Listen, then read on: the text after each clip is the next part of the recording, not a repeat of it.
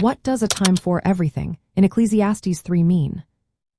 Imagine living through different seasons of life where everything seems to change so quickly. One day you're celebrating, and the next you're facing challenges.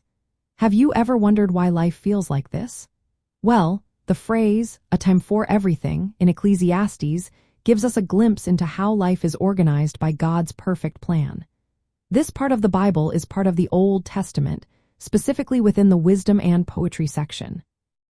It was written by Solomon, who wanted to teach us about the natural flow of life. In this chapter, Solomon uses a list of contrasting pairs to show that every event has its proper moment. For example, there is a time to be born and a time to die, a time to weep and a time to laugh. These opposites reminded us that life is full of different seasons, each with its own purpose. Nothing happens by chance. Everything is part of God's design. Life is not chaotic but ordered, even when we don't understand why certain things happen at certain times. This teaching encourages us to accept the changing seasons with patience.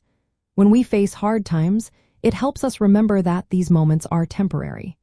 They are part of a bigger plan that God has set in motion. At the same time, we should enjoy the good times as gifts from God. Recognizing these seasons helps us respond wisely, knowing when to act, when to wait, when to speak, and when to be silent. The idea is that God's timing is always right, even if it doesn't match our expectations.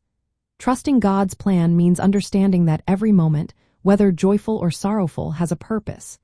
It teaches us to live with gratitude and to embrace each season as part of our growth. So, when we hear a time for everything, it reminds us that life is a series of seasons, each one important and meaningful. It invites us to trust God's timing and to find peace in the natural flow of life.